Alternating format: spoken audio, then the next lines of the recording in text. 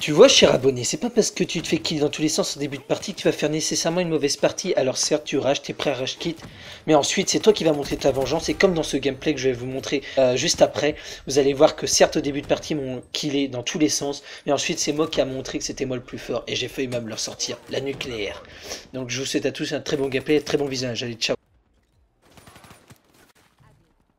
You're the fire inside, light in the night sky. Go higher and higher. You leave it all behind. You leave it all behind. Donc bonjour à tous, c'est Mister Call of et aujourd'hui on se retrouve pour une nouvelle vidéo, cette fois-ci sur Call of Duty Black Ops 3 une nouvelle fois, avec aujourd'hui un nouveau gameplay à la Kuda, donc la première mitraillette disponible dans le jeu. Donc la Kuda, une arme vraiment très polyvalente qu'on pourrait comparer à une UMP45 et à une Vector.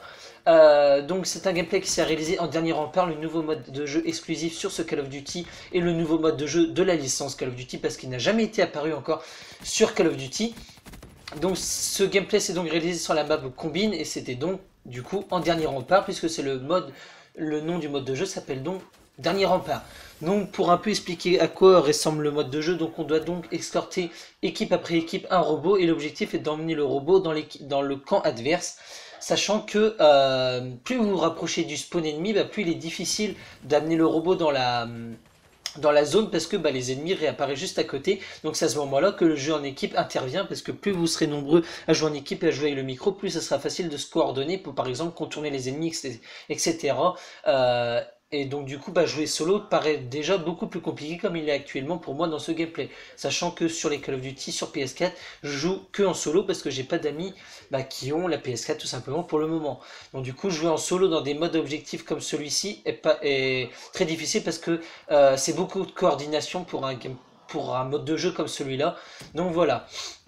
Donc comme vous l'avez vu en début de vidéo, c'est vrai que j'ai fait un sort de petit troll où je montre plusieurs morts en début de ce gameplay, donc c'est pour ça que le gameplay de démon ne commence pas au début. Mais vous allez voir que ça va plutôt bien se passer quand même ce gameplay avec une tentative nucléaire à la Kuda, avec un peu de Razorback parce que je vais ramasser une Razorback au bout d'un moment parce que j'aurai plus de munitions dans ma Kuda parce que j'avais pas débloqué encore pas le mode de jeu mais l'atout pillard. Donc du coup il fallait bien récupérer une arme au sol et donc du coup j'avais trouvé une Razorback qui m'a plutôt bien sauvé la vie parce que la Razorback c'est la meilleure mitraillette du jeu malgré qu'elle a été patchée, elle reste très bien. Voilà, donc aujourd'hui, tout nouveau sujet, donc je vais parler un peu de la performance sur Call of Duty Black Ops 3. Est-ce qu'elle va être facile à réaliser ou pas? Donc tout simplement, au jour d'aujourd'hui, je vais dire oui. Si on la compare à Call of Duty Advanced Warfare, c'est vrai que la performance va être beaucoup plus simple à réaliser. Même, on pourrait la comparer, la performance de Black Ops 3 à celle de Black Ops 2. Ça va être exactement la même chose. Quelqu'un qui a réussi à faire des nucléaires sur Black Ops 2 arrivera à faire sur Black Ops 3. Je pense qu'il n'y a pas de souci pour ça. Tout simplement parce qu'on a des séries de points déjà qui sont aptes à faire la nucléaire, ou alors les plus de 100 kills, ça marche aussi pour les plus de 100 kills. On a des scores streaks qui sont très meurtriers, et des scores streaks comme la microstation qui vont aider à faire des belles séries, comme dans ce gameplay avec la nouvelle microstation orbitale qui s'appelle donc le Hater, qui est exactement la microstation orbitale de la Black Ops 2, donc qui indique donc la direction des ennemis sur la mini-carte. Donc c'est le meilleur score streak et le meilleur kill streak qui puisse exister sur Call of Duty, hein. Ça c'est clair que même s'il fait pas de kills, c'est nous qui killons et personne ne peut avoir l'avantage lorsque vous avez la microstation parce que vous pouvez vous anticiper la direction des ennemis, etc. Donc voilà. Donc un gameplay qui s'est très bien passé pour ma part, malgré qu'au début je me suis dit ça c'est un gameplay qui est foutu, il n'ira pas sur YouTube, et je me suis dit quitte à je vais le garder quand même parce que c'est une belle tentative nucléaire. Donc du coup je me suis dit je fais un sort de petit troll de mémoire en début de gameplay et puis je vais mettre ma belle série en tant que gameplay principal. Donc voilà. Donc pourquoi il est facile en fait de faire une nucléaire sur ce jeu? Tout simplement par les séries de points comme je vous le disais avec la microstation, le drone et le drone brouilleur, c'est-à-dire que une fois que vous avez débloqué votre première série, donc c'est-à-dire drone brouilleur et microstation, en fait les assistances vont faire que vous débloquez un drone très rapidement et du coup après une fois que vous avez débloqué une première fois une série, du coup ça va être beaucoup plus simple de débloquer à nouveau les 3 séries de points parce que les assistances vont faire que lorsque vous faites un kill et les assistances, vous allez débloquer vos séries de points très rapidement. Donc voilà. Donc je suis déjà en implacable. Donc vous avez vu que voilà, les kills lorsque vous avez la micro, c'est vraiment c'est vraiment facile.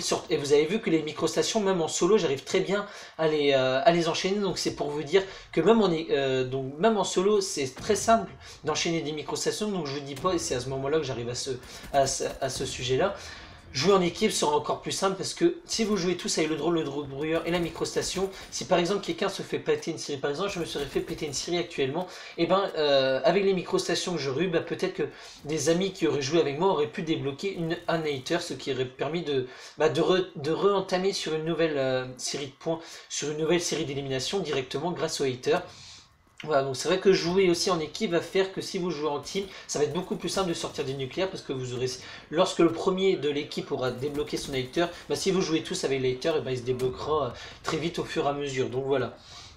Donc les modes de jeu sont aussi très privilégiés, donc c'est-à-dire les modes de jeu à objectif parce que il dure assez longtemps. C'est vrai que le dernier rempart il est vraiment excellent parce que vous avez 5 minutes par manche, donc c'est une manche où vous envoyez le robot, vous avez 5 minutes pour l'envoyer, ensuite c'est aux ennemis qui ont 5 minutes aussi pour l'envoyer. Donc l'objectif c'est de ne pas envoyer le robot dans le camp si l'ennemi n'a pas envoyé le robot dans votre camp, parce que comme ça en fait vous avez une prolongation qui vous permet d'avoir 10 minutes supplémentaires de jeu, ce qui vous fait 20 minutes pour tenter une nucléaire, donc ce qui est plutôt pas mal, ce qui vous permet d'avoir du temps et de ne pas prendre trop de risques pour pas fail votre nucléaire. Malheureusement moi vous allez voir je vais être en manque de temps et je vais donc fail ma nucléaire parce que j'ai voulu